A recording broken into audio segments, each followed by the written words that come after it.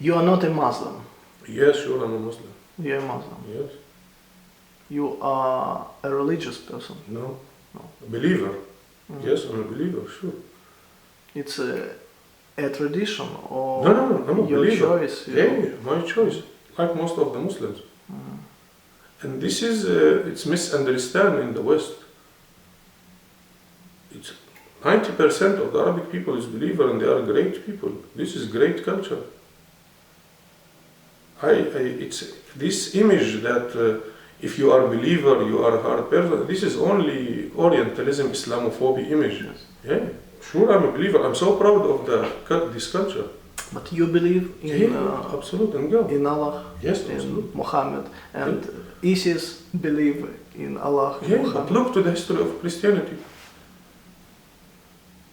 The great people in the Christianity was believing in Jesus, and the bad people was believing in Jesus. Think about all the people who died because the church was torturing them to clean them from the sin. Think about millions of women have been burned because they are witches. Think about all the people who killed in the name of the God by the Christianity. Think about all this history of racist and like this came from Vatican and this heavy Christian history of killing the Middle East and in the war and to occupy the Holy Land. What do you receive from Allah? I don't want to discuss this. This is something I didn't even think about it. I'm Muslim, my background. We didn't think about these things. What do you ask God? I didn't ask, even if I asked, this is something I didn't think about it. Like, it's not to discuss it in front of the camera. This is something in my background, as your background is Christian. If you are a believer or not, your background is Christian. As all my Jewish friends, they have the Jewish background, if they believe in God or not. My background is Muslim. I came from this great culture, was leading the world from Spain to China for more than 1,000 years. Created a lot of philosophy, music, and like this. This is my background. But Do you have any Islamophobia inside you? no. Yeah, because most of the people, for example, who ask me this question, they are really affected by the Islamophobia. So they ask me this like, are you really believe in Allah? I say yes. And then I feel that the things became different.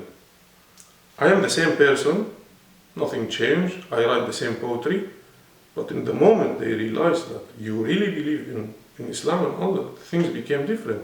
So I can feel that every person I know, he have little or high level of the Islamophobia, even the Muslims themselves. Islamophobia, what do you mean? Islamophobia, the fear of Islam. No, I have no fear of Islam. Good. Great. But I try to understand what are your expectations from Allah? Oh, this is a question I will not answer actually, because this is not important question. This is between me and my background. I'm not expecting anything. And what Allah expects from you? It's not really not important question. This you can ask me about something else. Why not? If it's so important for you It's not so to be important. Muslim, No, it's important. That's a culture. to be a part of this culture. I am a part of this culture, not to be. Mm. You misunderstand. Yes, If you came from this culture, you are part of it. If you are atheist or you are believer, so most of my atheist friends, they are part of this culture. It's not a choice. It's what is your background. You understand me? It's not if I am a believer or atheist. But okay, but I know people from Arabic country who don't believe. Yeah, they are not believers, but Yes. they are Muslims. No. No, it is like that. Yeah. Because in the Quran say, قالت الأعراب آمنا قل لم تؤمنوا بل قولوا أسلمنا. The Bedouin came to Muhammad and they say, we are believers. And the God say for him, say to these people, you are not believers. you are only Muslims.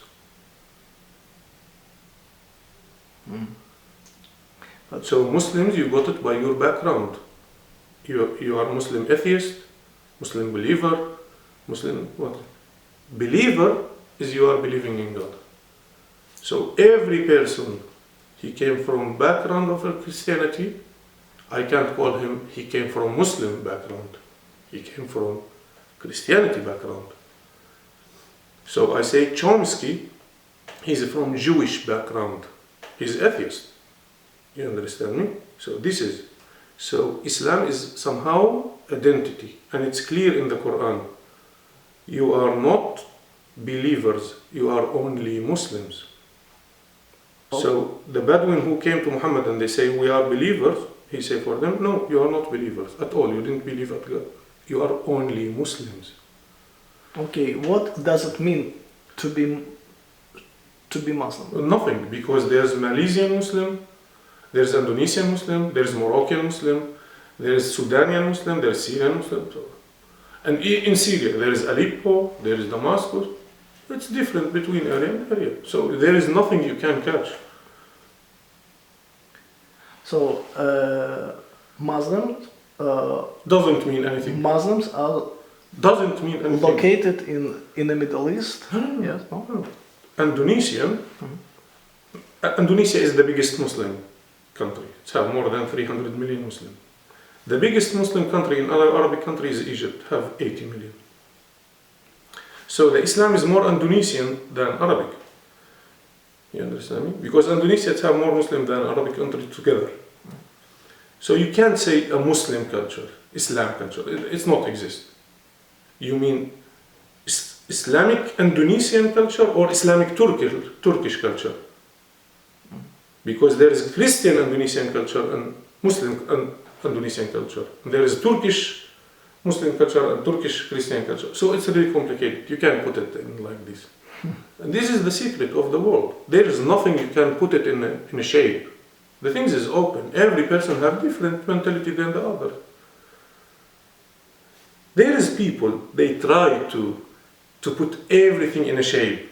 You are Jewish, close. You are Muslim, you are Arab. I don't believe in that. There is no one in the world from the 7 billion people similar to the other. How do you feel yourself in Europe, in free Europe, and with the freedom of speech? Normal. This is the freedom normal of expression. Yes, but this is many people think about it like you, but I don't think about it like this. This is the normal situation.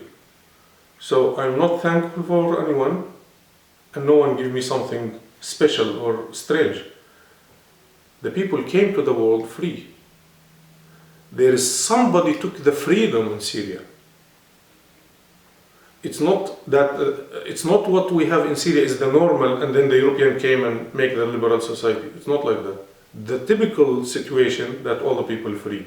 Somebody took it in Syria. So in Europe is the normal situation. So it is okay for you that somebody criticize Islam and monk about Muslims? Or I don't care Allah? actually. I don't care. It didn't touch me. I care when I feel there's hate speech. And I don't want to say that I'm clever enough to understand the difference between hate speech and freedom of speech. But I can assure you that I really know when it's hate speech and when it's really freedom of speech.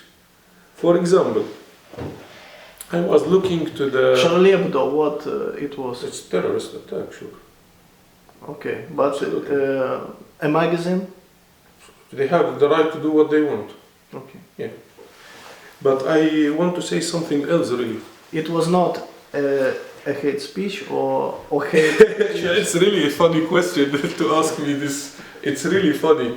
But anyway, I was looking to the images created by the Nazi, the cartoons, the racist cartoons against the Jewish.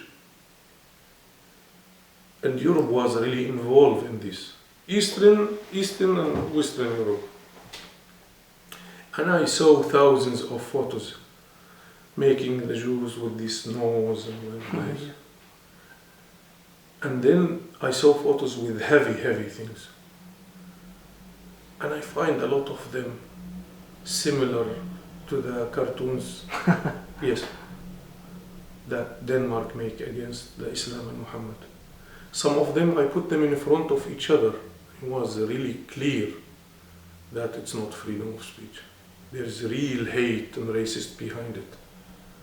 Because it's impossible to be the same way as what was against the Jewish, and we know how it will end that period with a final solution.